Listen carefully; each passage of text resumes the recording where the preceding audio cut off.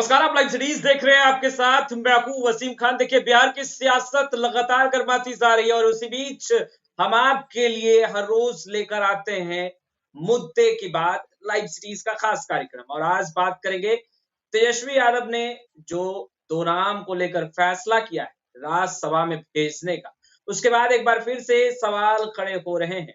देखिए, संजय यादव नाम तो सुना ही होगा और संजय यादव तो तेजस्वी यादव के खासम खास कहे जाते हैं। और उसी बीच एक बार फिर से सियासत गर्म है और इस विषय पर हमारे साथ बातचीत करने के लिए बीजेपी की स्पोक पर्सन प्रीति शेखर जी जुड़ी हैं और दूसरे तरफ कांग्रेस के कद्दावर नेता राणा सुजीत सिंह जी जुड़े हैं। सीधा सवाल प्रीति जी आपसे ही लेंगे। राजद ने जो दो नाम चुने हैं राज्यसभा में भेजने के लिए, जनता की आवाज बुलंद करने के लिए, उस पर सवाल खड़े हो रहे हैं। चेतन आनंद ने बहुत कुछ लिखा। उन्होंने कहा कि भाई अब तो यादव हरियाणा से चुनकर लाए जा रहे हैं, क्या बिहार में यादवों की कमी हो गई? क्या अब इन चीजों पर भी राजनीति होना सही है?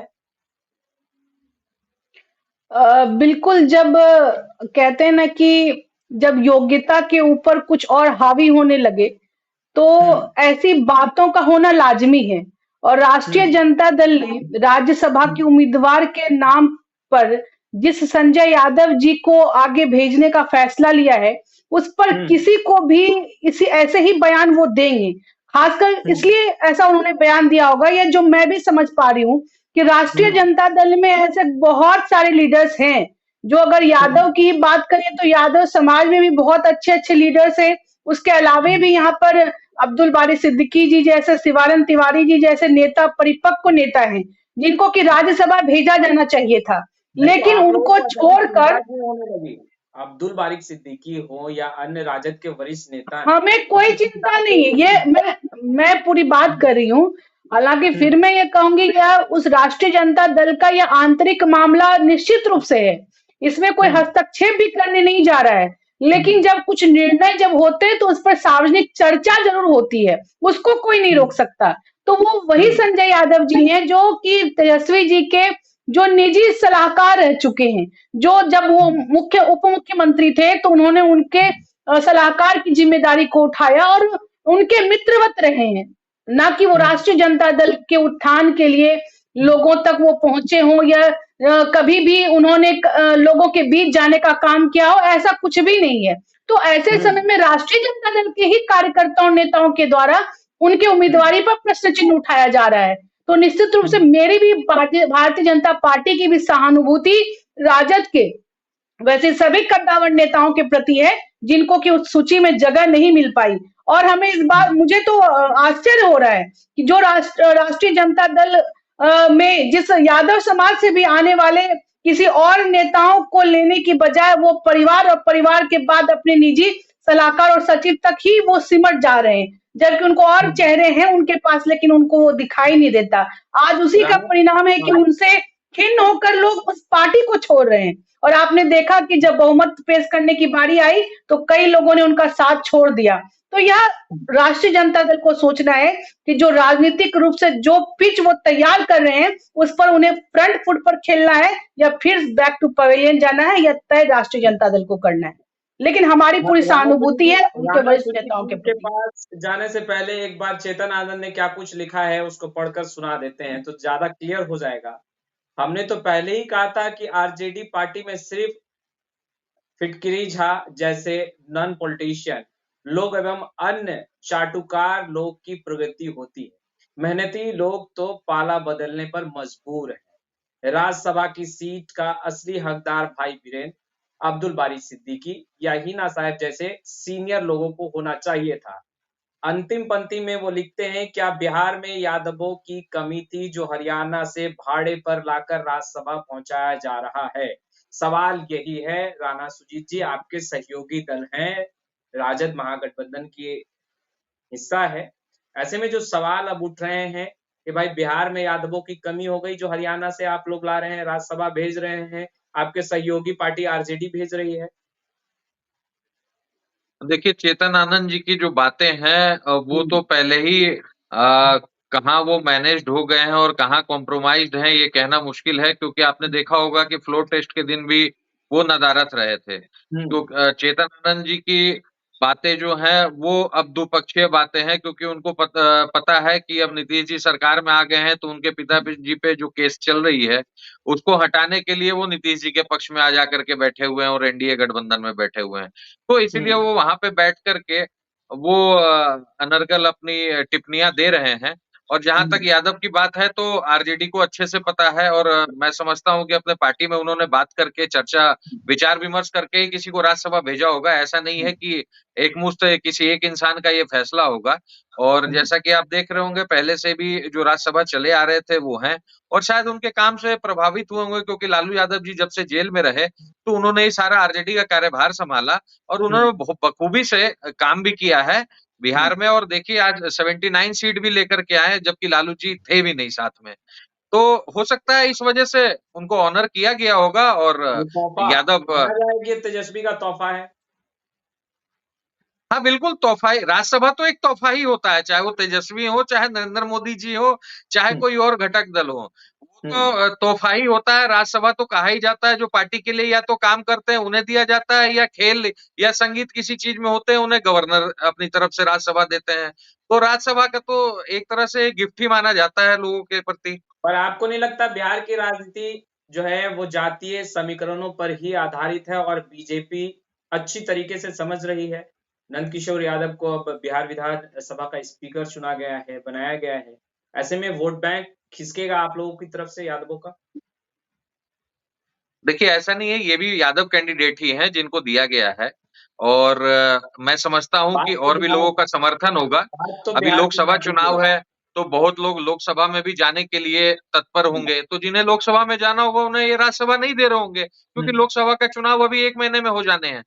तो इसलिए एक दोनों चुनाव एक साथ हैं तो आपसी सहमति बनी होगी। जिन्हें लोकसभा जाना होगा उन्हें लोकसभा के लिए इन्होंने फाइनलाइज किया होगा, और जिन्हें राज्यसभा देना होगा उन्हें राज्यसभा के लिए दिया होगा, क्योंकि दोनों में 1 महीने का फर्क है तो उन्होंने बांटा बिहार होगा। में यादवों की कमी है क्या? नहीं, नहीं, ना बिहार में ना यादवों की कमी है, ना पिछड़ा जात की कमी है। अब तो बिहार में इन्होंने कास्ट सेंसस भी करा लिया है, तो सबको पता है कि कितने लोग हैं, क्या हैं। पर हो सकता है उन्होंने कार्य अच्छा किया होगा, और अच्छा कार्य करने पे भी सम्मानित किया जाता है, क्योंकि राज्यसभा बेसिकली होता ही इसीलिए है, या तो कोई पार्टी के लिए काम करे या देश के लिए काम करे, उसे ही राज्यसभा भेजा जाता है। तो इन्होंने पार्टी के लिए अच्छा काम किया होगा, इसलिए इन्होंने राज्यसभा दिया गया। और आपको बाकी नहीं जो लगता कि BJP back to back master stroke खेल रही है? पहले सत्ता से आप कहाँ लोगों को मास्टर स्ट्रोक खेल किया। रही है? आपने कल ही देखा होगा, हमारे महाराष्ट्र में हमारे पुराने नेता को तोड़ करके बीजेपी ने ज्वाइन करा लिया और तुरंत राज्यसभा का टिकट भी दे दिया एक ही दिन में। मतलब इतना बड़ा तो जो चौहान जी के साथ इन्होंने किया है महाराष्ट्र में, तो मैं नहीं समझता हूँ कि इतना बड़ा राज्यसभा इतनी जल्दीबाजी फैसला लेकर के किसी को राज्यसभा इन्होंने दिया होगा बीजेपी ने आज तक। तो खैर ये बीजेपी की अपनी मंशा है कि वो किसको भेजते हैं किसको नहीं भेजते हैं, पर अंततः मैंने देखा है कि कांग्रेस के ही विधायक हमेशा बीजेपी को पसंद आते हैं, चाहे वो राज्यसभा भेजना हो, चाहे लोकसभा भेजना हो, चाहे उनको एमएलए बनाना हो। हमेशा उन्हें कांग्रेस ही उनकी पहली पसंद रही है बीजेपी की। ये हमेशा से देखा गया और कल ये सिद्ध भी कर दिया इन्होंने। कांग्रेस के विधायकों की पहली पसंद ही बीजेपी रही होगी, तभी तो चले जाते। बीजेपी की पहली पसंद कांग्रेस के विधायक होते हैं। अच्छा, कांग्रेस की पहली पसंद बीजेपी नहीं होती। प्रीति जी, जो राणा सुजीत जी कह रहे हैं, जिन बातों को लगातार आप लोगों पर सवाल उठाया जाता है कि आप लोग ऑफर देकर पार्टियां तोड़ देते हैं। प्रिंस जी, इन्हें शायद गलतफहमी हो गई है। आज पूरे भारतवर्ष में नरेंद्र मोदी जी की नीति और नियत पर भरोसा करके अन्य दलों के नेतागण सार्वजनिक रूप से अपनी मंशा जाहिर करके और उनके इस जो बहुत ही अच्छे कार्य किए जा रहे हैं उस पर भरोसा करके अपनी पार्टियों को छोड़कर भाजपा का दामन थाम रहे हैं, लेकिन इन्हें उल्टा दिख रहा है। अब देखिए बिहार की बात कर लूं तो जब बिहार में एक प्रोमिनेंट फिगर, एक मतलब बतौर मुख्यमंत्री जब मोहन यादव जी जब बिहार आए तो यहाँ पर तेजस्वी जी को और उनके समर्थकों को मिर्ची लग गई थी कि अब यहाँ पर यादवों की कमी है क्या, जो बाहर से यादव नेता को आयातित किया जा रहा है भाजपा के द्वारा, जबकि वो एक सामान्य शिष्टाचार में कार्यक्रम बस आए थे। भारतीय जनता पार्टी का एक सामान्य सा भी कोई कार्यकर्ता देश के किसी भी कोने में जाकर अपने संगठन के कार्यों को बढ़ाने में अपनी भागीदारी सुनिश्चित कर सकता है, यह लोकतंत्र है भाजपा का। तो उस पर उनको मिर्ची लग गई और अब हरियाणा से ऐसे लोगों को उन्हें आयात करना पड़ा जिनकी कोई पृष्ठभूमि राजनीतिक नहीं है, राष्ट्रीय जनता दल में जिसका कोई रोल नहीं रहा हो, जिन्होंने कभी भी संघर्ष नहीं किया हो, उनको राज्यसभा का टिकट दिया जाता है।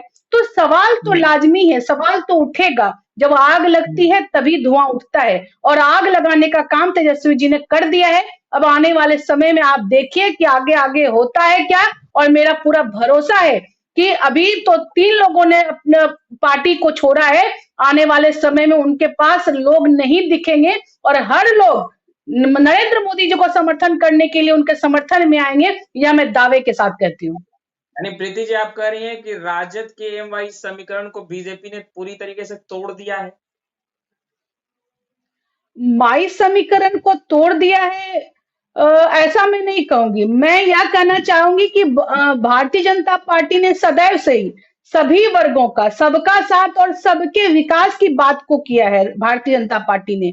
और यहाँ पर जब सबका साथ सबका विकास की बात हम करते हैं तो वो हर जाति होता है, वहां पे हर धर्म के लोग होते हैं, वहां पर एक समान भावना के साथ देखा जाता है। और हम किसी भी आधार पर, धर्म जाति के आधार पर आज की केंद्र सरकार किसी भी योजनाओं को लागू करने के लिए इस आधार पे किसी भी प्रकार का भेदभाव उन्होंने नहीं किया है। तो यह आईना है जो लोगों को दिख रहा है, यह एक बिल्कुल एक ऐसा सच है जो अब सभी वोटर्स को समझने में आ गई है ये बात। और ऐसा यह जो चरित्र है भारतीय जनता पार्टी का, जिसको कहते हैं कि जब राम राज्य की कल्पना को साकार करने में जब भाजपा नित उसके नेतृत्व में चलने वाली केंद्र की सरकार जब अपना काम कर रही है, तो हर जात धर्म के लोग भारतीय जनता पार्टी पर भरोसा कर रहे हैं। तो स्वतः वहां पर उनका कोई समीकरण हो वो टूटेगा, चाहे माय समीकरण हो चाहे कोई समीकरण हो।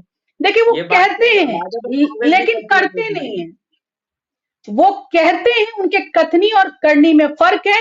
और हम जो कहते हैं वो करते हैं, इसीलिए हमें वोट भी मिलता है, हमें सपोर्ट भी मिलता है, और हमें लोगों का स्नेह और आशीर्वाद भी मिलता है। और राष्ट्रीय जनता दल या अन्य कोई भी, आप देख लीजिए कि आज के वर्तमान परिदृश्य में भारतीय लोकतंत्र में जितनी भी राजनीतिक दल हैं, भारतीय जनता पार्टी को छोड़कर उनका जनाधार घटता जा रहा है, और भारतीय जनता पार्टी का विस्तार पूरे देश में हो रहा है। उन दक्षिणी राज्यों तक भी हम पहुंच रहे हैं जहां पर हम शून्य पर थे, वहां से हम थोड़ा आगे बढ़े हैं, और आने वाले समय में हम वहां पर भी शिखर को प्राप्त करेंगे, इसमें भी कोई संदेह नहीं। तो सोचना उनको है जो कहते कुछ और हैं, मन में कुछ और रखते हैं और क्रियान्वयन कुछ और करते हैं। तो सोचना वैसे लोगों को है, राष्ट्रीय जनता दल हो, कांग्रेस हो, कोई अन्य पार्टी हो, तो सब लोग वैसे ही कर रहा है। इसीलिए जनता को उन पर भरोसा नहीं, और हम पर भरोसा है तो हमारा आकार बढ़ रहा है। राहुल गांधी बिहार दौरे पर हैं, आप कह रही हैं जनाधार घट रहा है,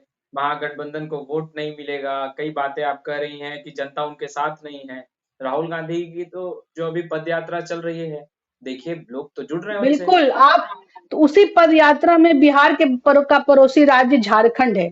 आपने देखा होगा, सुना होगा कि जब वो देवघर मंदिर में जब उन्होंने प्रवेश किया, तो सभी लोग, आम लोग, मतलब वहां कोई पूर्व नियोजित कार्यक्रम के तहत कोई भाजपा के कोई कार्यकर्ता नहीं, बल्कि आम नागरिकों ने सनातन विरोधी कहकर उनका विरोध किया। तो यह विरोध का स्वर उन्हें सुनाई जहां जहां से पड़ रहा है, वहां से अपना वो बोरिया बिस्तरा तुरंत समेटकर वहां से निकल जा रहे हैं। ये है जनता की ताकत, क्योंकि उन्होंने सनातन का विरोध किया, देश को खंडित करने की राजनीति को उन्होंने बढ़ाने का काम किया। और उनको वो, मुझे लगता है, भारत जोड़ो यात्रा नहीं, उन्हें भारत तोड़ने का पश्चाताप उनको करना चाहिए, क्योंकि उनके ही परिजनों ने भारतवर्ष, अखंड भारत को टुकड़ों टुकड़ों में बांटने का काम किया। तो उन्हें पश्चाताप यात्रा करनी चाहिए।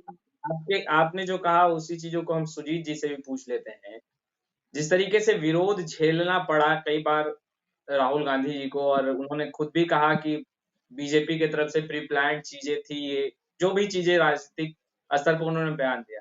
क्या लगता है राहुल गांधी भारत जोड़ो न्याय यात्रा पर हैं, चुनाव भी नजदीक है, फायदा होगा? देखिए वसीम जी, मैं आपको बताना चाहूंगा कि भारत जोड़ो न्याय यात्रा जो है वो राजनीतिक फायदे के लिए नहीं की जा रही है, पहले से ही स्पष्ट कर दिया गया है। पिछले बार भी ये चीज स्पष्ट कर दिया गया था और इस बार भी ये चीज स्पष्ट है, क्योंकि ये देश में लोगों के साथ सीधा जुड़ने का ये यात्रा है, ना कि इसे इलेक्शन के पॉइंट ऑफ व्यू से देखा जाना चाहिए। और जैसा कि आपने, लोग जुड़ रहे हैं जी लोग जुड़ रहे बिल्कुल हैं। जुड़ रहे हैं। आप मीडिया कवरेज नहीं हो रही है, पर सोशल मीडिया पे आप देखेंगे कि कितने लोग जुड़ रहे हैं। पिछले में भी लाख लाख लोग एक साथ चल रहे थे पूरे भारत जोड़ो यात्रा के दरमियान, कन्याकुमारी से कश्मीर तक। और इस बार भी आसाम से आपका मणिपुर से लेकर के मुंबई तक, जिस मणिपुर को प्रधानमंत्री जी ने जलने दिया, आज तक वो मणिपुर में इन्होंने कदम नहीं रखा। इनके नेता अमित शाह जी सिर्फ एक बार गए और भाग के चले आए। गृह मंत्री हैं वो देश के, आज तक उन्हें इतनी फिक्र नहीं हुई कि मणिपुर में जाकर के देख लें कि हमारे देश के लोग जल रहे हैं। इसलिए क्योंकि मणिपुर में अभी इलेक्शन नहीं है, इन्हें कोई मतलब नहीं है मणिपुर से। अगर इलेक्शन होता तो ये सब टेंट गाड़ के वहीं बैठे हुए आपको मिलते, और ये कहीं भी नहीं जाते। ये रोज सुबह शाम आपको मणिपुर में दिखते, क्योंकि मणिपुर में अब इलेक्शन बाद में है, इन्हें कोई मतलब नहीं है, तो इसलिए उसे जलता छोड़ रहे हैं। आपने देखा होगा उस समय भी राहुल जी गए, इतना जिस समय मणिपुर जल रहा था उस समय भी वो गए, गांव के लोगों के साथ बैठे, तो उनकी बातें समझी और उनकी बातों को आगे रखी। और आज तक बीजेपी का आप किसी भी नेता को देख लीजिए, कोई भी वरिष्ठ नेता या कोई होम मिनिस्टर, आज तक उसने जाने की हिम्मत नहीं की मणिपुर में, क्योंकि उन्हें कोई मतलब नहीं है। और जहां तक भाजपा की प्रवक्ता कह रही थी कि धर्म और जाति की और लोग ऐसा कहते हैं वैसा कहते हैं, तो ये सब तो बीजेपी का षड्यंत्र है, क्योंकि धर्म और जाति पात की राजनीति तो बीजेपी करती है, तो शुरू से सबको पता है। और बीजेपी अपने मुंह से कहती है हिंदू धर्म का प्रचार जो कर रही है वो बार बार, तो धर्म में बांटने का तो काम वो कर रही है। हमारे कांग्रेस के तरफ से तो कभी धर्म को बांटने का काम आपने देखा ही नहीं होगा। शुरू से जब देश को आजादी मिली तब से कांग्रेस, आजादी के समय से, जब आजादी दिलाने में भी सबसे मुख्य हिस्सा कांग्रेस का ही है, क्योंकि बीजेपी तो उस समय बनी ही नहीं थी, बीजेपी थी ही नहीं, बीजेपी तो उसके बहुत बाद बनी है पार्टी। और इन्हें कुछ काम दिखा नहीं, तो इन्हें दिखा कि हम तो अब कोई मुद्दा है नहीं, तो धर्म और जाति पात की राजनीति करें, क्योंकि विकास की और देश को आगे ऊंचाइयों तक ले जाने की तो इनकी मंशा ही नहीं है। इनकी तो मंशा है कि किसी तरह वोट लें और राज करें, तो वोट लेना और राज करने का काम कर रहे हैं। और जहां तक बात हरियाणा की कर रही थी मेरे प्रवक्ता, बीजेपी के प्रवक्ता, तो हरियाणा में आपने उदाहरण देखा होगा चौटाला जी का पिछले इलेक्शन में, जिनके पिताजी को जेल में डाला था बीजेपी ने, और ठीक सरकार में जब इनके वोट की, इनको सीटों की इनको जरूरत पड़ी, तो तुरंत जेल से उन्हें छोड़ा गया और बहुत बढ़िया पैकेज देकर के उन्हें डिप्टी सीएम बनाया गया चौटाला जी को। तो दुष्यंत चौटाला जी को बनाया गया, उनके पिताजी को जेल से छोड़ा गया। तो ये तो सबको पता है कि कौन किस तरह की राजनीति करता है और कौन सत्ता का इतना भूखा है। ये तो बीजेपी की मंशा तो आज हिंदुस्तान में सबको पता है, हिंदुस्तान के पूरे वर्ल्ड में पता है। तो ये बिहार की चीज सियासत पे आते हैं, जो शब्द का उच्चारण चेतन आनंद ने किया है, चाटुकार लोग जो इर्द गिर्द घूमते हैं उन्हें आगे राजद बढ़ाती है। क्या आपको लगता है कि राजनीति में चाटुकार बनना और आगे बढ़ना सही है, या फिर वैसे लोगों को आगे बढ़ाया जाना देखिए चाहिए? चेतन जी को बहुत पहले से जानता हूं मैं। जब इनके पिताजी जेल में थे, तो हम लोगों से भी बहुत करीबी हैं और राजपूतों के दबंग नेता भी हैं। तो चेतन जी खुद ही सबके पास मिलते थे, हम लोगों से भी मुलाकात हुई है दिल्ली में, सबके यहाँ वो जाते थे। तो चाटुकारिता और ये सब चीजें तो खैर उनको कहनी ही नहीं चाहिए। जहां तक कि पॉलिटिक्स की बात है, तो आज उन्होंने क्या किया, आज उन्होंने जब वोटिंग होनी थी तो गायब होकर के उन्होंने क्या किया, चाटुकारिता ही तो की। इसीलिए तो गायब हुए कि भाई कल को उन्हें कोई दिक्कत ना आए, पुलिस प्रशासन से दिक्कत ना आए, क्योंकि धमकी दे दी गई थी ना बीजेपी की तरफ से। तो ये फोन बंद करके गायब हो गए। जब इतने ही वो दबंग नेता हैं और चाटुकारिता नहीं करते हैं, तो वोटिंग के दिन गायब क्यों थे, आना चाहिए था ना। आज पीछे से ट्वीट लिख करके और 4 लाइनें लिख करके ये सब चीजें बतानी उनको आती है, तो सामने बैठ करके सामना भी तो करना चाहिए था। इतना क्यों डर गए? अरे हम लोग भी राजपूत हैं, हम उनके साथ रहते, हम भी देखते कि कौन उनके साथ गलत कर रहा है, हर चीज में साथ देते।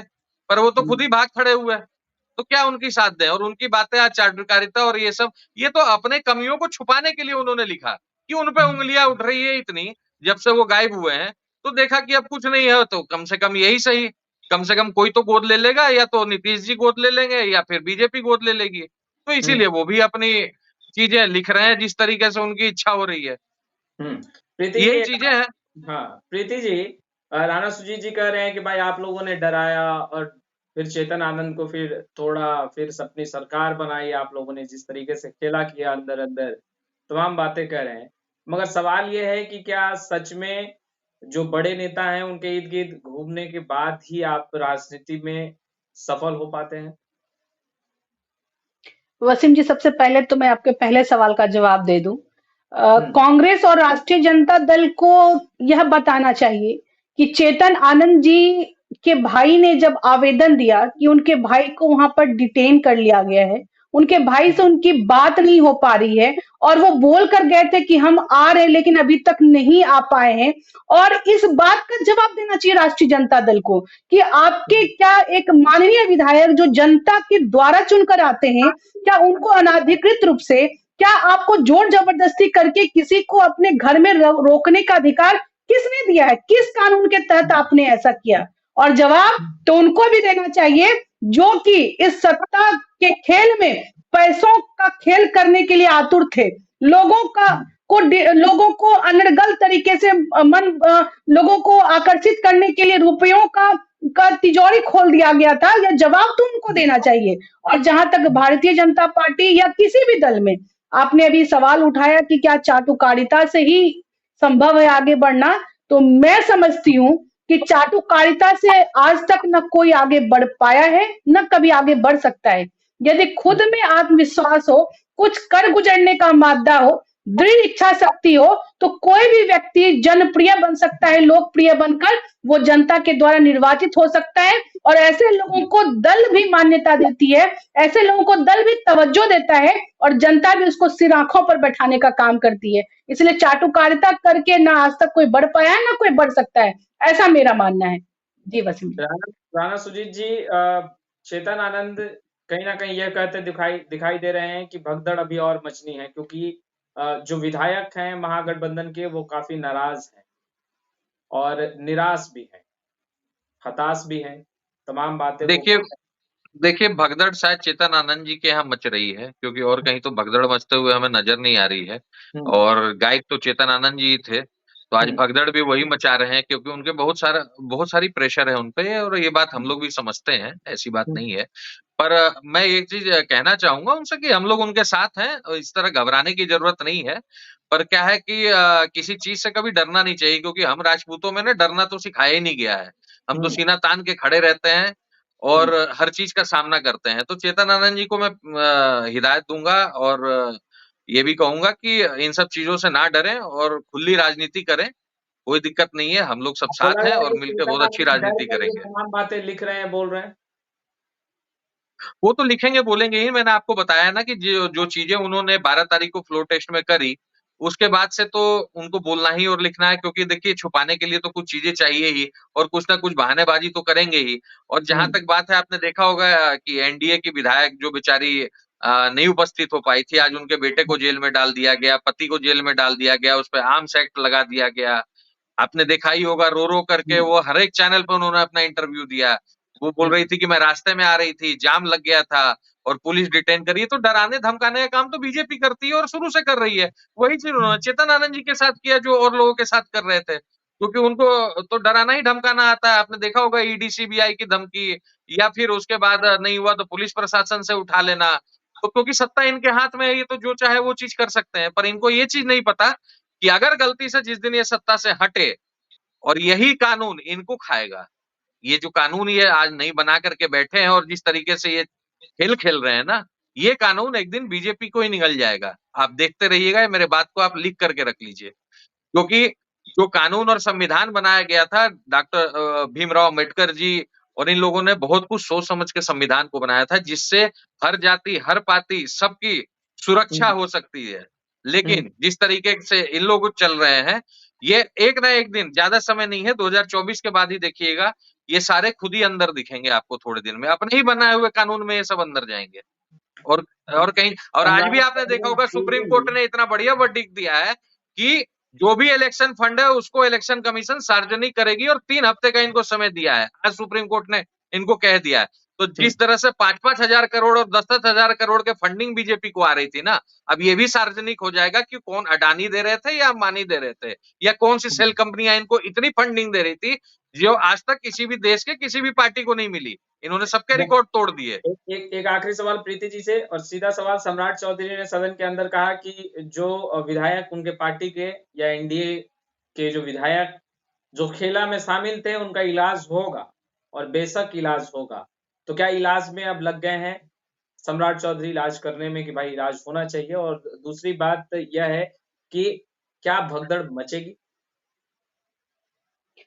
सबसे पहली बात कि सदन में माननीय मुख्यमंत्री जी ने और माननीय उप मुख्यमंत्री जी ने जो वक्तव्य दिया, वो लोकतंत्र की जो हत्या करने का प्रयास कर रहे हैं और यह जीतने की होड़ में हॉर्स ट्रेडिंग को जो बढ़ावा दे रहे थे, उनके लिए वो चेतावनी है कि वो समय रहते सुधर जाए या राजनीति में सत्ता हासिल करने के लिए अब किसी भी हद तक वो गुजरने की जो कोशिश करते हैं, उस पर वो सोचें। क्योंकि अब भारतीय जनता पार्टी कभी भी भ्रष्टाचार से समझौता नहीं कर सकती और सत्ता के लोभ में कोई हॉर्स ट्रेडिंग को बढ़ावा दे, यह भी कहीं से बर्दाश्त के योग्य नहीं होगा। माननीय मुख्यमंत्री जी ने भी स्पष्ट कहा कि आखिर इतने पैसे आए कहाँ राष्ट्रीय जनता दल के पास, जो कि वे विधायकों को ऑफर दे रहे थे, तो इसकी जांच होगी और निश्चित रूप से होनी चाहिए। बल्कि उनको तो इसका समर्थन करना चाहिए। अगर उनमें कहीं से सच्चाई होती या है, तो उनको खुलकर उसका सामना करना चाहिए कि हाँ, हम जांच के लिए तैयार हैं।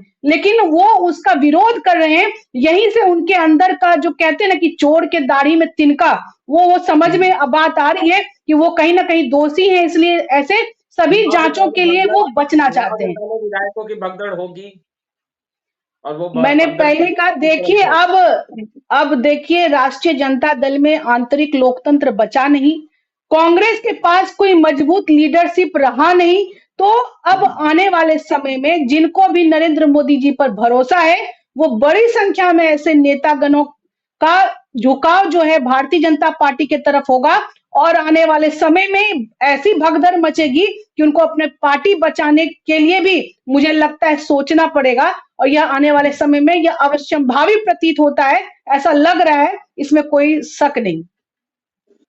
राणा सुजीत जी, प्रीति जी ने जो कहा उससे सहमत हैं आप? हालांकि सहमत तो नहीं होंगे कि आपके पार्टी में भी भगदड़ होगी। बिल्कुल उन्होंने कहा कि सहमत आपकी नहीं है पार्टी प्रीति। में मजबूत नेतृत्व नहीं है। देखिए ऐसा है कि प्रीति जी को जो सोचना है वो सोचती रहें और बहुत अच्छी बात है। दिन में ख्वाब देखने चाहिए और जहां तक नेतृत्व की बात हुई और सारी बात हुई, तो हॉर्स ट्रेडिंग तो बीजेपी करते आई है और यही चीज मैं बार-बार उठाते आया हूं कि 2014 से हॉर्स ट्रेडिंग ही तो हो रही है। सरकार तोड़ना, पैसे देना, हमारे जितने भी कांग्रेस के आधे से ज्यादा लोग हैं, सबको पैसे के बलबूते पे या डरा धमका करके, तोड़ करके सबको बीजेपी में शामिल कर लिया। पर एक चीज आप याद रखिएगा कि जो बीजेपी के कार्यकर्ता हैं, उनमें बहुत नाराजगी है क्योंकि आज खून पसीना लगाकर वो आज यहाँ तक पहुंचे हैं और कोई हेलीकॉप्टर से लैंड करता है और टिकट लेकर के राज्यसभा बन जाता है या लोकसभा में खड़ा जाता है। और वो कार्यकर्ता जो जमीन से जुड़ा है बीजेपी के लिए और मेहनत कर रहा है, वो आज वहीं का वहीं है। पिछले 10 साल में उनकी कहीं उन्नति नहीं हुई है। तो आज आक्रोश जो है वो बीजेपी के अंदर है। आप देख लीजिएगा 2024 के इलेक्शन में यही आक्रोश बीजेपी को खाएगी क्योंकि इन्होंने अपने कार्यकर्ता को कभी ध्यान नहीं रखा।